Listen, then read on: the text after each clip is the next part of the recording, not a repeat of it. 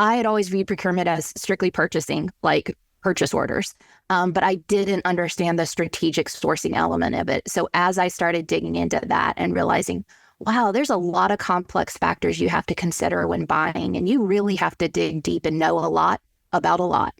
And that nature of learning for me is so exciting. I feel like every day is a new day where I'm learning more about the business and our customers and our associates. And I just really love the learning aspect of it.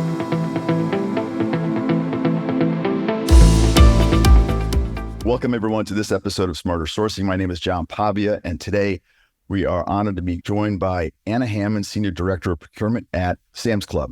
Anna, thank you very much for joining us. Are you speaking to us? Looks like you're at your home today. I'm at mine. We had some bad weather yesterday, and I wanted to just kind of stay home and get collected today, catch up from traveling this past week, and just kind of get ahead of next week. So I decided to work from home today. And right now at Sam's Club, most people, is it hybrid now, or most people coming in 4 to 5 days a week? What's the drill? We still have the flexibility to work from home as needed. We kind of go with the in the office more than not principle. But we do have some flexibility as well, to take care of our families. The plumber needs to come by the house, or maybe we just need to do some focused work. So we do have some flexibility to do that a couple of days a week. I personally choose to go in the office every day just because procurement is such a collaborative organization that it's really important to be present for all of my stakeholders. So I do go in and I enjoy it. So, but I do enjoy the rare occasion like today where I get to get caught up. Yeah, it's funny how I'm the same way now. Some days being home and all the kids are now, my youngest is now, she's in college, so we're empty nesters. So it's amazing how you can get more done at home than when all the kids were around. So let's talk about Sam's Club and your role. First of all, tell us about your personal journey and how you got there. You've worked at big companies leading up to this. So I'm a Clemson University graduate in South Carolina, very proud of my university. And then moved out to Northwest Arkansas to just advance my career. I started with Walmart in 2008, working in basically procurement operations. I went on to lead the facilities management division for our corporate facilities, and then went on to work on the future campus strategy for a little bit. Walmart's building a new campus in Bentonville. And so I got to work on that project for a hot minute before I moved over and did design and project management for online grocery pickup, adding that to our Walmart stores, which was great timing because we got a lot executed before COVID. And that was a really important service to have for pickup and delivery of groceries at Walmart during COVID. And then I kind of fell into procurement. My mentor at Walmart was the senior director of procurement for Walmart.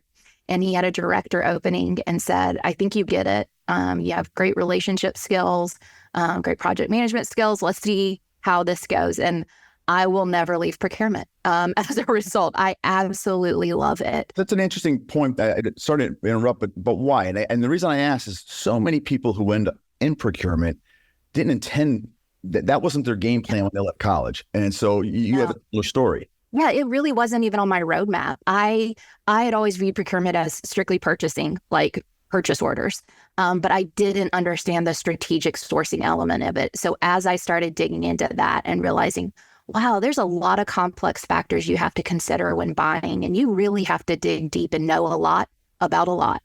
And that nature of learning for me is so exciting. I feel like every day is a new day where I'm learning more about the business and our customers and our associates. And I just really love the learning aspect of it.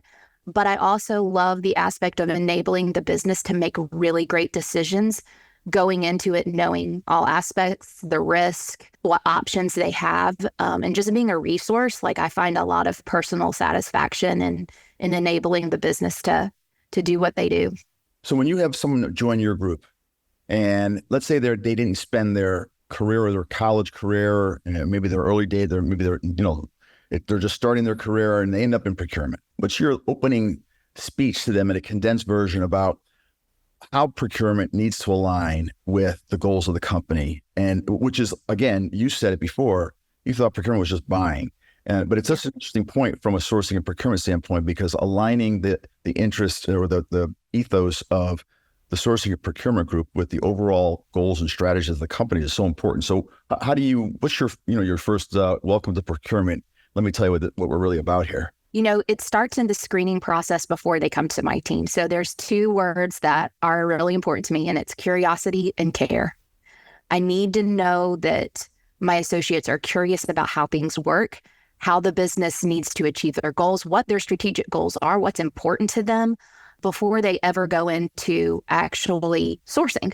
I really feel like it's so important to spend time on the front end understanding the business and what they need.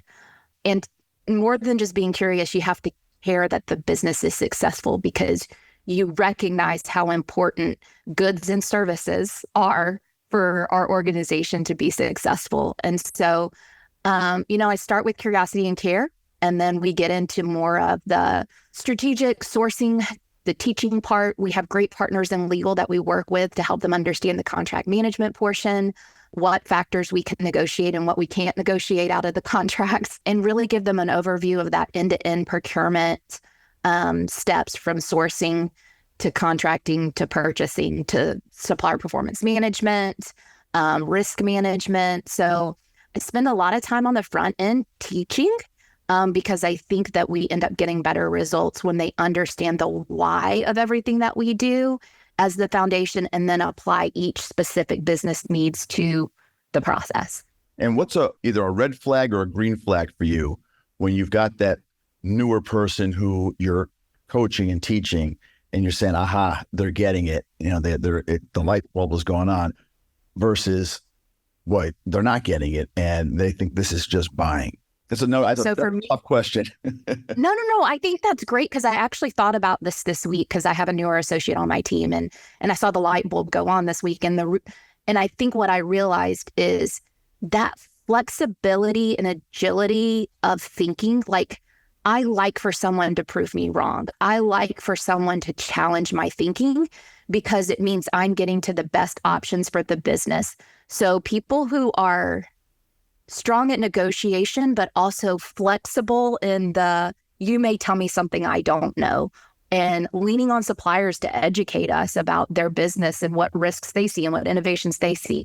So when I see an associate that is willing to change their mind or willing to be taught and be flexible, like I go, okay, I know that they can work with the business, because if you go in headstrong of it's my way or the highway, the business will work around you. They'll say, oh, I don't really like working with them because they don't listen.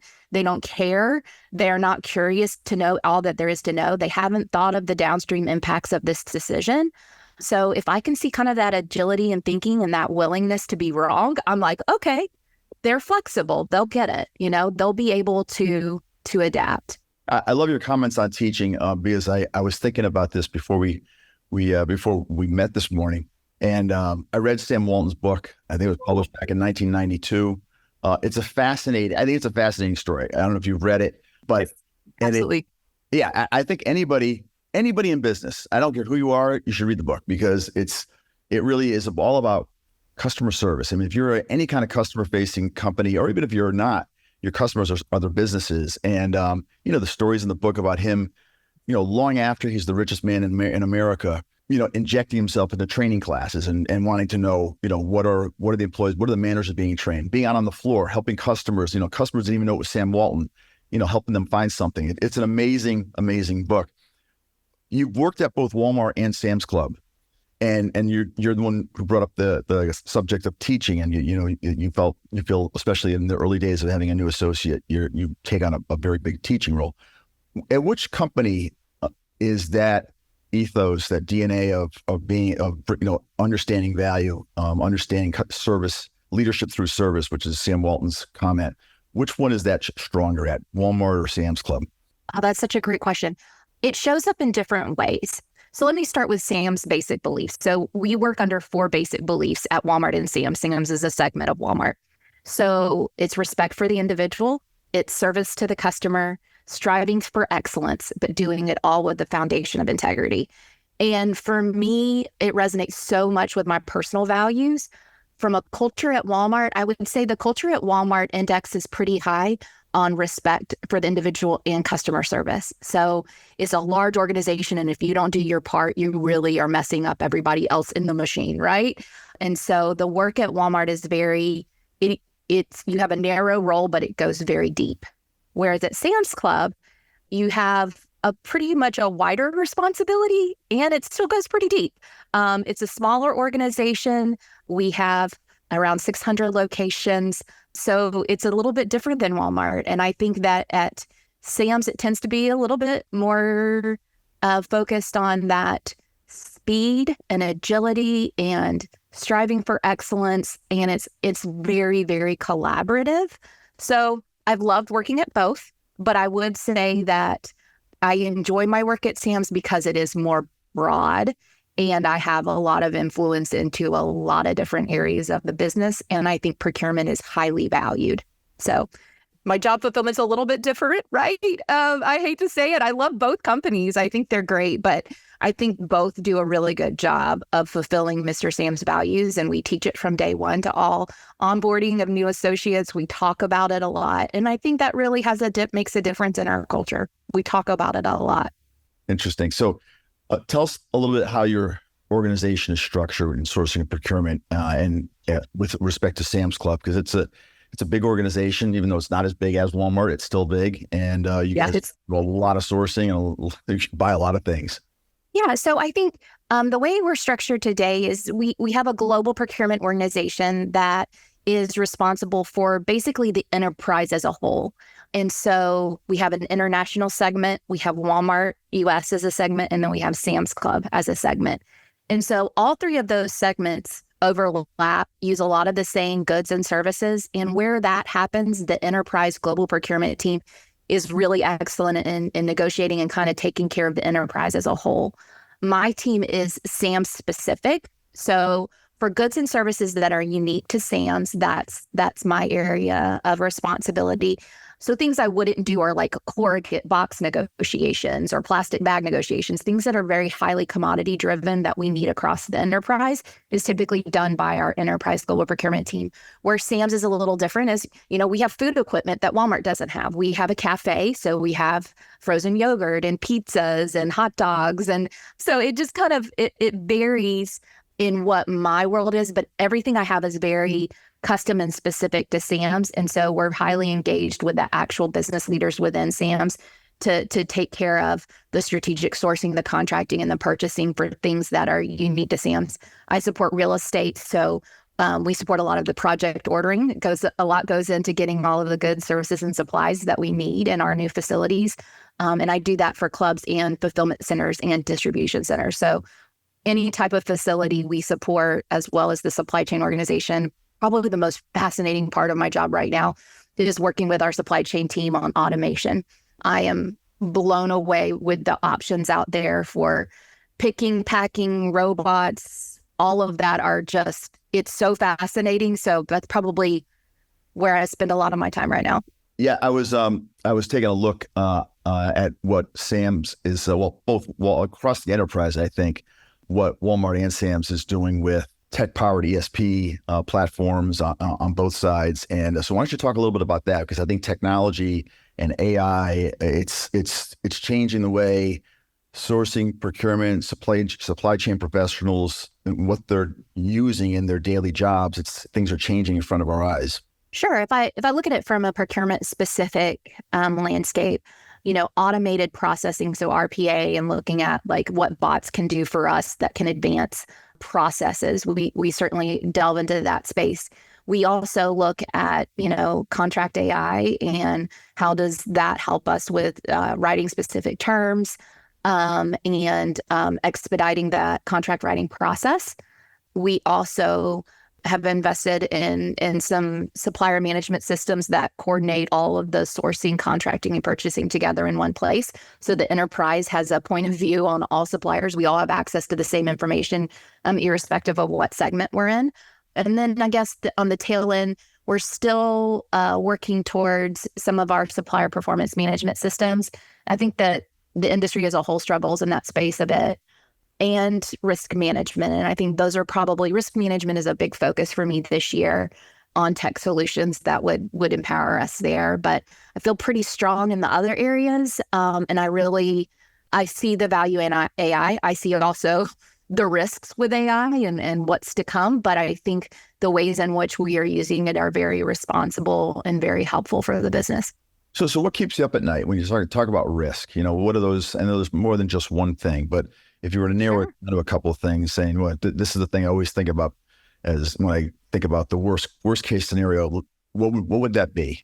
Single sourcing and startups. Those are the two things that really give me pause from single sourcing, where we have gone with an innovative solution that's patented and there's really not a secondary source. That certainly makes me a bit nervous.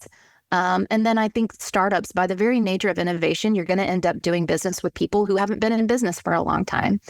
And getting comfortable with the risk and getting comfortable with ensuring these suppliers understand what they need to invest in from a financial perspective and operationally risky businesses is just making sure that they know how to run a business, not just create an innovative product. And so those are probably the two things that I'm constantly thinking of. How do we, build in contingencies? How do we monitor those riskier suppliers to make sure that they stay on track and build a true strategic partnership with transparency, so we don't come into work one day and they're no longer in operations and we never saw it coming? So I guess those are probably, I think the other piece of that is from a business perspective, the field that I think is the most risk right now is facility services. We just don't have enough people going into trades.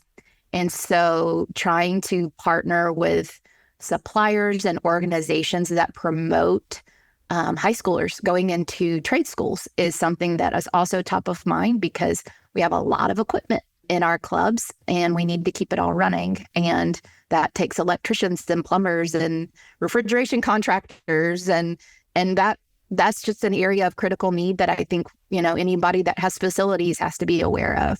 Boy, so part of my background was in facilities, and it's so funny. People, the average person doesn't think about this, right? But because there's so fewer young people going into the trades, it is really, really hard. And so from a Sam's Club, Walmart strategy perspective, when it comes to facilities, first on the tech side, are you guys using Service Channel, or what are you using from some operational?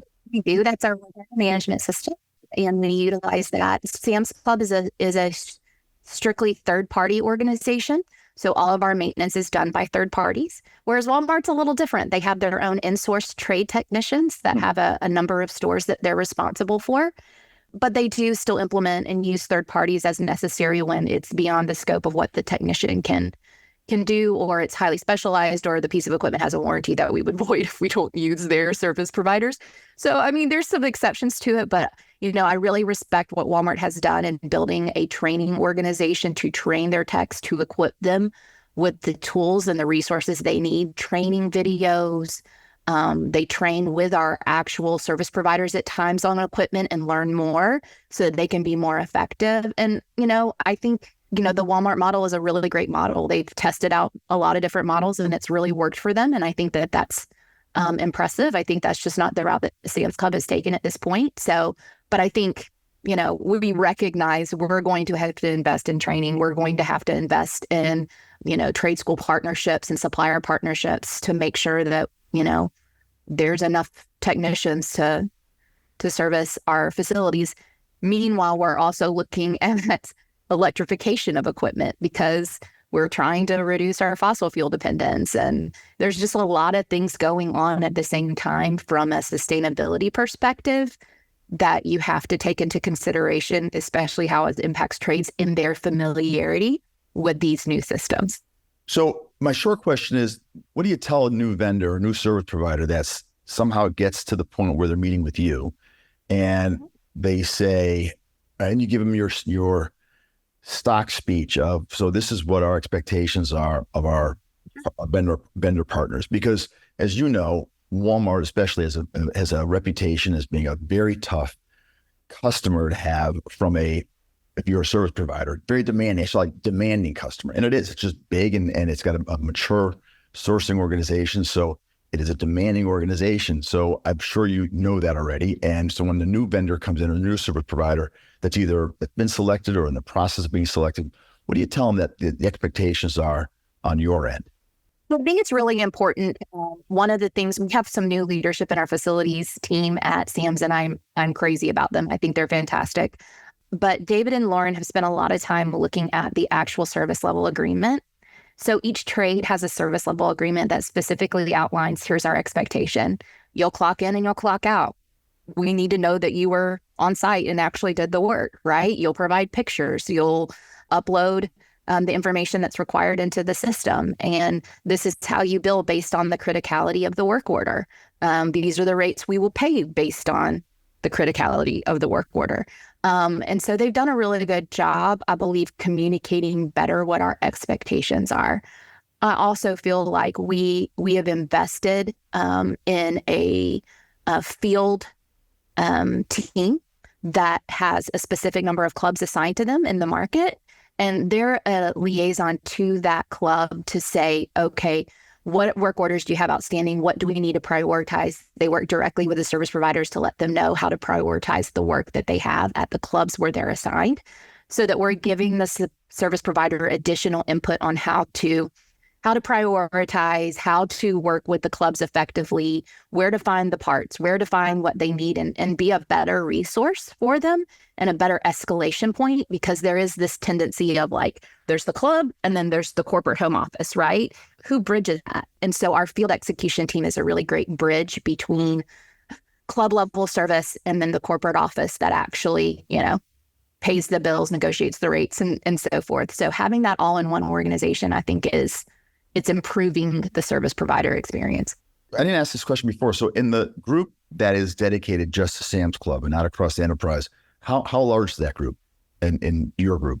We're very small, but we have resources that we plug into at the global procurement side. So global procurement does a lot of the bids. They do a lot of the shared service activities like supplier onboarding and accounts payable.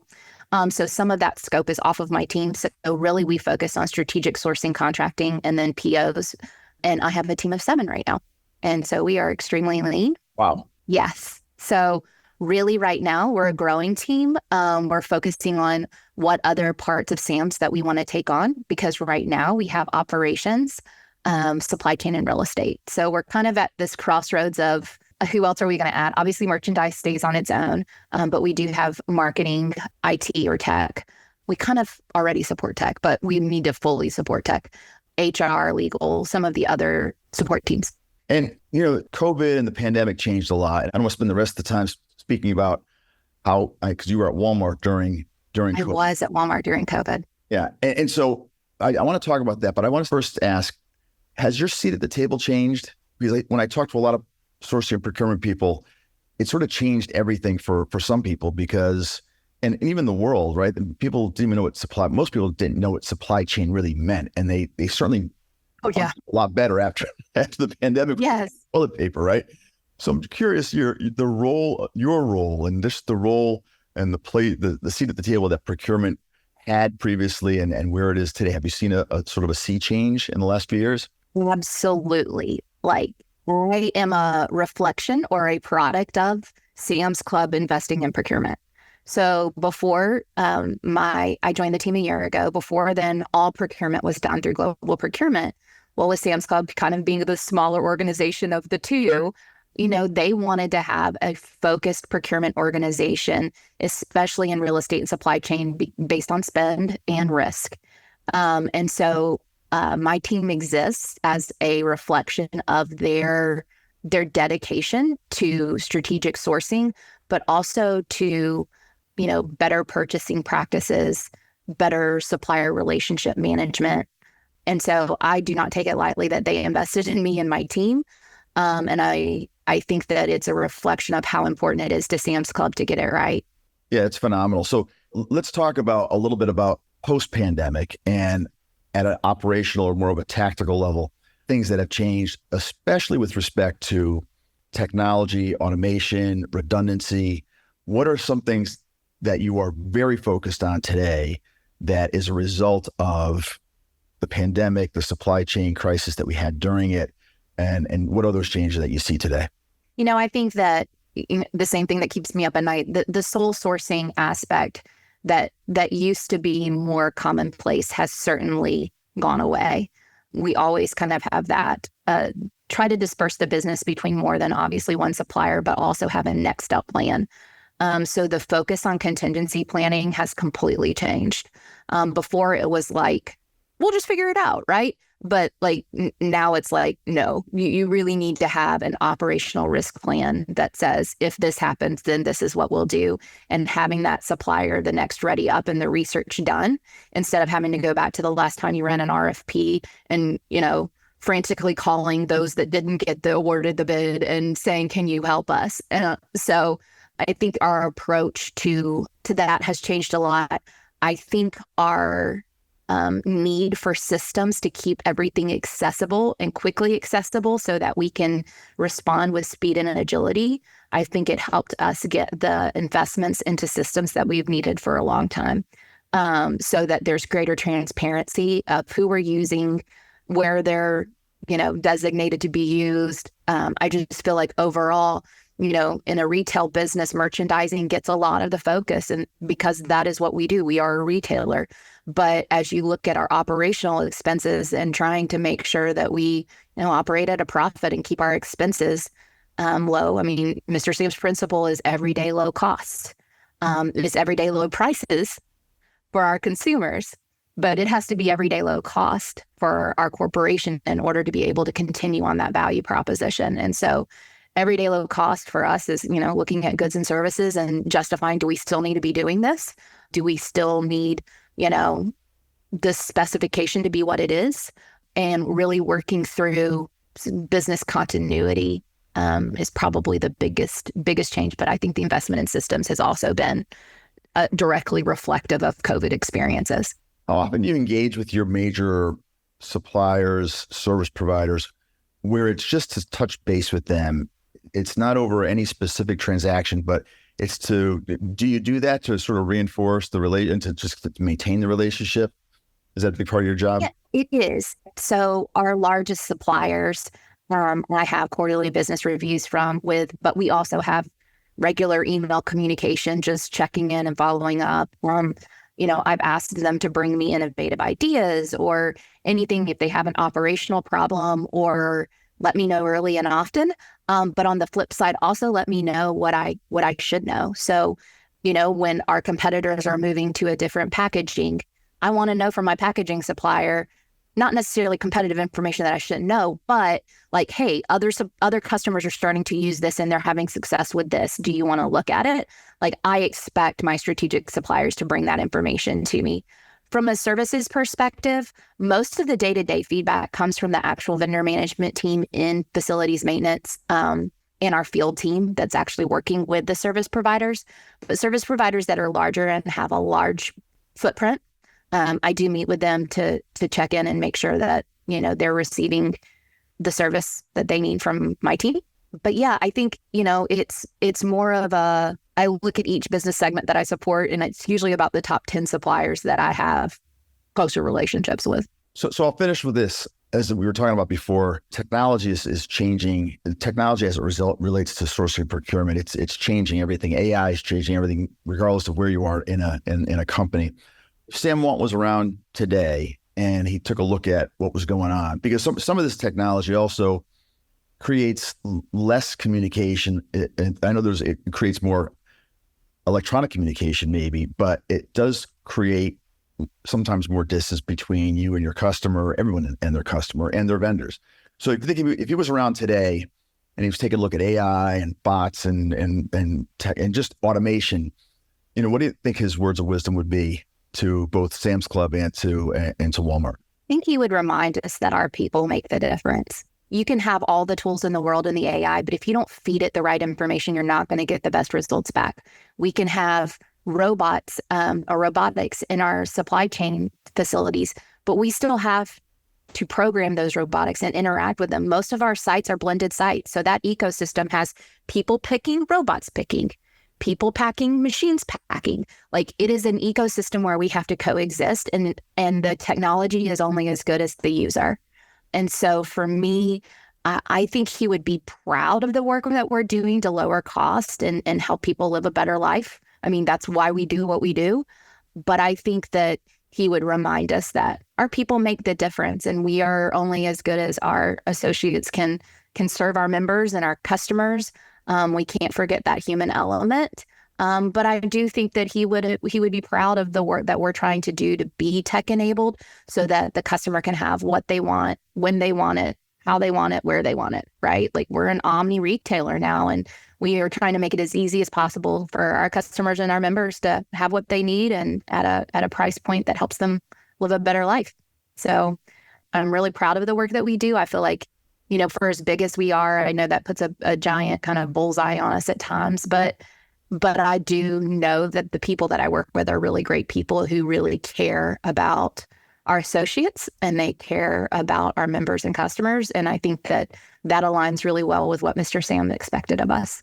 Boy, I'll tell you, I'd give you an A for that answer. And I think he would too. That's the family is still involved. Like, it's so important. Like, it's so great. We see them occasionally, but especially during shareholders, to be able to kind of connect and know that they care, that they still invest back into the company as well. We're building a new campus. They sponsored the wellness center, which is top of the line, amazing wellness center. And it speaks to us that, our leadership and even Mr. Sam Walton's family still very much cares about the company and the associates. So it's a great place to work. Are the family members very visible around the operation?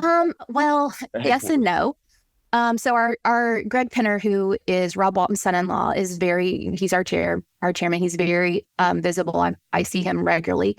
I think the grandsons of the Waltons, they have a nonprofit and they have other business ventures that have them in Northwest Arkansas. They've invested so much in this community because they love this community, but they also helped us attract and retain talent. Like, there's not a lot of people out there that's like, oh, I'm going to go move to Northwest Arkansas, but it's a hidden gem. It's unbelievably wonderful. They've invested in having really great culinary school. They're building a medical school. We have the largest American art museum here at Crystal Bridges. So they've invested a lot in our community that also helps the company be successful and helps us enjoy living here. So that's great. This has been a really enjoyable interview for me. I hope it was for you too. It is. And I learned a lot. So I really appreciate you spending some time with us. Thanks for having me. It's an honor and a privilege. This is actually my first podcast, and now I think I've kind of got the bug. Maybe I need to do this, but I really enjoyed it. That's great. No, this has been fun. Then to our folks who've been listening in and watching, welcome, and thanks for joining us. And we will be back very soon with our next edition of Smarter Sourcing. My name is John Pavy, and thanks for joining.